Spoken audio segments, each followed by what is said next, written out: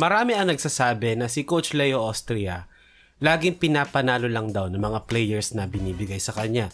And of course, the GOAT, si Junmar Fajardo. Pero kung yun nga ang kaso, bakit nung hindi si Coach Leo ang may hawak na San Miguel, hindi sila kasing dominant, hindi sila kasing lakas? Kung gaano sila kalakas kapag si Coach Leo may hawak na San Miguel? Lagi sila nagcha-champion, lagi sila nagsasucceed. Bakit kaya? And now, diba, fast forward in 2026, different pieces, different players. Iba na yung roster ng San Miguel Beermen. Marami nang dumating, marami nang umalis, marami na nadagdag. Pero bakit nakakahanap pa rin sila ng paraan to stay on top? And at some point, makakapag-adjust sa mga teams ng PBA sa strategy ng San Miguel.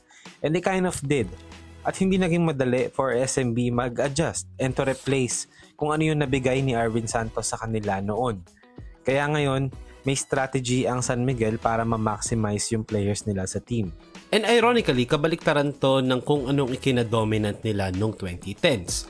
Kaya ngayon, pag-usapan natin ang henyong strategy ng San Miguel Beermen at kung anong kakaiba sa San Miguel ngayon ni Coach Leo Austria kumpara dun sa Det 5 era.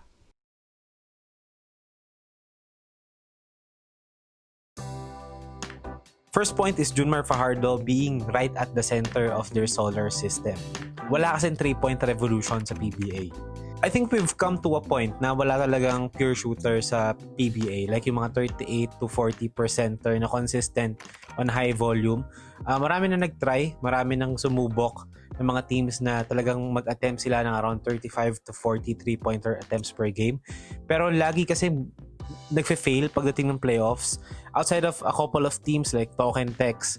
Ang Token Tex naman kasi kahit na priority nila to shoot a lot of 3-pointers, to drive and kick, marami pa kasi silang strengths na pwede nilang balikan, like their defense, their game plan, outside of the 3-point shooting, yung pag-drive nila to the basket. So kumbaga hindi sila fully reliant sa 3-point shooting. Unlike sa NBA na may mga teams talaga na talagang strength lang nila is being able to shoot from the outside and space the floor. And going back to SMB, nung Det 5 era, they played an inside-out kind of offense. Poste kay Junmar sa ilalim, tapos 4 na shooters ang nakapalibot. Second point, marami kasi sila mga matatangkad na puno na nagsha-share ng sunlight together. Kumbaga sa forest, sa ecosystem, nagsha-share sila ng sunlight.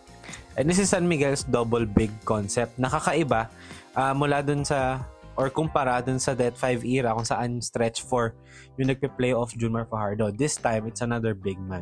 Since ang magiging susunod na point ay ang double big concept ng San Miguel Beermen, naghanda ako dito ng mga lang mga example kung paano ay na-execute ng San Miguel yung double big concept nila. So dito makikita natin, they're going to run a post-up for Mawala Tautua dito sa mid-post. Mapapansin natin si Junmar Fajardo nakapark dito sa dunker spot.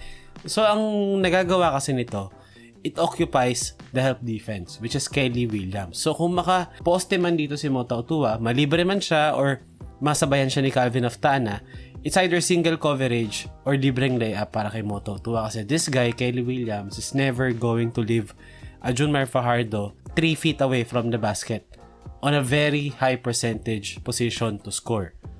Makikita natin dito, Tautua, poste kay Aftana, drop step, nag-help si Kelly, pero if kung sumablay man kasi yung layup ni Mawala Tautua, it's Jordan Heading boxing out Junmar Fajardo. So alam nyo na ano magiging resulta nun if ever. Pero na-short di Mawala kasi late si Kelly, and yung pagiging late ni Kelly, kahit split second yon, resulta na ang gravity ni Junmar Fajardo na nakapark sa may dunker spot. Next play naman, vice versa, is Junmar Fajardo posting up sa mid-post, and then si Rodney Bronjal naman yung nakapark dito sa kabilang dunker spot. Makikita natin, Junmar Fajardo post up, and then another late help defense from TNT kay BGR. Pwede pa nga i-drop pass yan ni Junmar para kay Rodney Bronjal na wide open. Kasi iniwan eh. Kumbaga kung si Junmar rin nakapark sa dunker spot, hindi mo iiwan. Pero kung si Bronjal, magda-double ka kay Junmar. Pero again, enough na yung split second na pagiging late kasi nga andun si Bronjal occupying the help defense. Enough na yung split second na yon for Junmar to gather and then one-hander foul counted para kay Junmar Fajardo. And then dito naman, Junmar as the screener.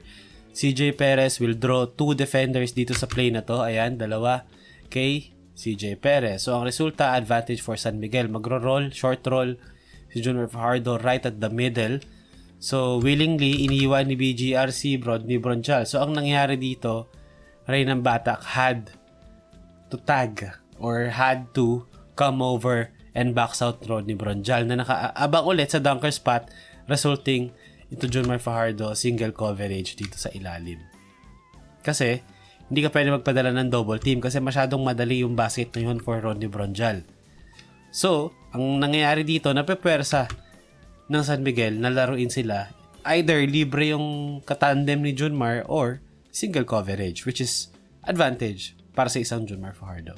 And fast forward to 2026 again, after trying out different frontcourt guys to pair with Junmar Fajardo, ang naging pinaka-effective na strategy talaga sa kanila ay hindi maglagay ng isang stretch 4, kundi tanggalin yung help defense sa ilalim mismo. In Big 2026, you wouldn't expect na magiging effective ang double big concept, pero sa PBA kasi, it makes a lot of sense. And ang magiging pinaka-importanteng word sa video na to ay ang word na gravity. So, ano nga ba ang ibig sabihin ng gravity? Well, sa konteksto ng basketball. For starters, ang gravity, basically, kumare, a player like Junmar Fajardo, he attracts multiple defenders. Kasi, yung isa, hindi enough to contain him. Kaya nagpapadala ng help, nagpapadala ng double team, and yun yung gravity. Kasi, basically, a guy like Junmar, hinihila papunta sa kanya yung defenders, leaving his teammates wide open. Pero kung mas gagawin ko pang komplikado yung explanation na yun, for example, shooter ka, tumayo ka sa corner, you make the defender think twice. Or you influence how they play defense. It's either hindi sila mag-help sa drive, magko-commit sila sa'yo, or kapag nag-set ka ng screen, they're going to stick to you and not protect the paint, leaving others wide open. Basically, it's about the influence, kung paano ka tinitignan ng kalaban mo, and kung anong level of respect ang meron sila sa'yo as an offensive player. so that's what we call gravity. Sa NBA, si Steph Curry, coming off a screen, diba, dalawa-dalawa, tatlo-tatlo yung humihelp kay Curry kasi ayaw nilang ibigay yung 3 points. Therefore, leaving a Draymond Green wide open after mag-set na screen or another guy sa role. Kanina pinag-usapan natin si Junmar Fajardo and his dominance. Pero ngayon pag-usapan natin yung katandem niya madalas ay si Mawala Tautua. Kung si Junmar Fajardo ang sun ng solar system ng San Miguel, si Mawala Tautua ay isang nearby planet. Kumbaga para silang may kanya-kanyang gravity. And yun na nga yun. Kapag yung help defense kasi kay Junmar Fajardo galing kay Tautua, tapos si Tautua nasa ilalim lang din ng paint, easy 2 points yun for Mo Tautua. And vice versa as well. Diba? And if yung Junmar Fajardo, diba, may mga defenders sa orbit niya, may mga planeta sa orbit niya like Mo Tautua or even na Rodney Bronchal, kung ako yung kalaban, hindi ko pwede basta-basta lang iwan si Mo Tautua or si Rodney Bronchal sa ilalim. Kasi it's an easier shot for them to take kumpara sa isang stretch 4 na nandun sa 3-point line. And hindi rin naman ganun ka-shooter. And sa PBA din naman, yung quoted-quote shooter is around 32 to 33%. So, mas higher percentage if you put another big beside Junmar Fajardo. And yun yung ginagawa ng San Miguel. And then, final point, ito yung isang point na kaparehas sa kung paano naging successful yung Det 5 nila noon. Cohesion, tsaka interconnectedness. Dati, yung Det 5, they worked kasi perfect yung skill set and yung chemistry between each player. Diba? Pero, ibang paraan kung paano nila ginawa. 4 out, 1 in. Ngayon naman, medyo 3 out, 2 in. Pero, again, lahat sila may kanya-kanyang role. If you put Junmar Fajardo sa ilalim, there's another big sa ilalim, sa kabilang side. Minsan, umaangat yun sa 3 points. Minsan, nasa ilalim. You have a point guard who can score. You have, like CJ Perez, plays a lot of point nowadays. Then you have a shooter like Don Trollano or Lassiter. Then yung CJ, kapag medyo out of control, you put Chris Ross, diba? Na mas kayang mag-manage ng court, ng laro sa ilalim or sa loob, rather. So, kumbaga, may balance, may interconnectedness, may sense. And hindi ka lang basta-basta naglalagay ng players doon.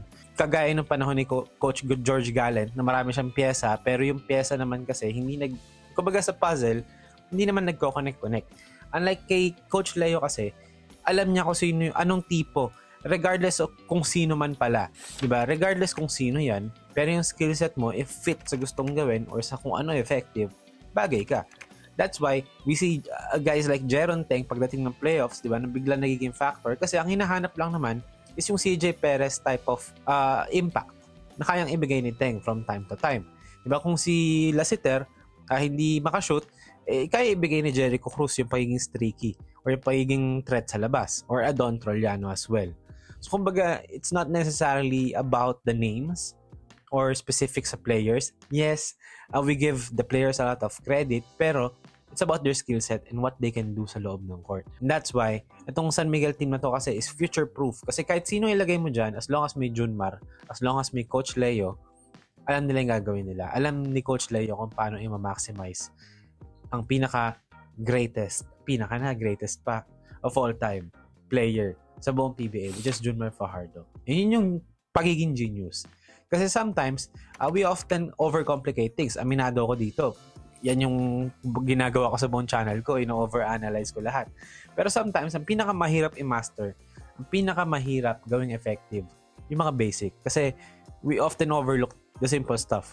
Pero ngayon, di ba, bumabalik tayo lahat sa basic. Even sa NBA, medyo bumabalik sila sa basic. Sometimes, hindi rin maganda sa NBA na sobrang parang simplified na, sobrang watered down na yung mga nangyayari doon. Pero at the same time, as a PBA, I think we cannot really blame the PBA kasi it's about the limitations of our Filipino players na naglalaro locally. Hindi siya about sa coaches not being able to, evolve. Kasi alam ko naman na kaya nila yan. Alam ko naman na alam nila yan. Pero at the end of the day, these people are doing their jobs and ang trabaho nila is manalo. And kung anong ikakapanalo ay basic lang, yun yung gagawin nila.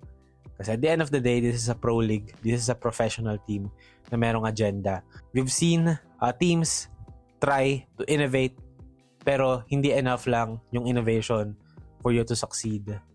Kailangan mo rin ng konting practicality and pagiging realistic sa kung anong kaya or anong capable. Kung gaano ka capable yung players mo. So yun, kaya para sa akin genius nung ginagawa na San Miguel kasi kumbaga kung lahat nagzizig sila, nagzazag. Hindi sila nag-a-adapt masyado. Yes, they can. Sometimes ginagawa nila occasionally. Meron silang part ng game nila na modernized. Pero kapag kailangan talaga nilang umiscore, kailangan nila mag-lock in. Meron silang ganito.